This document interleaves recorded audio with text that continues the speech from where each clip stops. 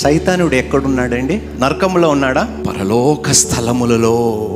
మనం పోరాడుతుంది నరులతో కాదు, రక్త సంబంధముతో కాదు, ప్రధానులతోను అధికారులతోను ప్రస్తుత అంధకార సంబంధులకు లోకనాథులతోను అంధకార సంబంధ లోకనాథులతోను ఆకాశ మండలమందున్న దురాత్మల సమూహములతోను పోరాడుచును. ఎక్కడంట మీ ప్రార్థనకు ఆటంకము ఉంటుంది? ఇక్కడే కాదు, అక్కడికి కూడా చేరనివ్వకుండా వాడు ఆకాశ మండలములో కూడా సమూహముని ఏర్పరచుకున్నాడు.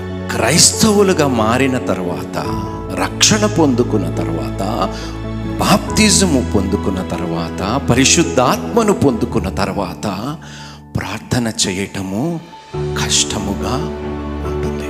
తీవ్రతతో ప్రార్థనలు చేయండి, ఆసక్తితో ప్రార్థనలు చేయండి, ఆపకుండా నిత్యము ప్రార్థనలు చేయండి. ఒక నిజమైన క్రైస్తవుని మోకాలు మీద ప్రార్థించినప్పుడు, చూసినప్పుడు సైతానుడు భయపడతాడు.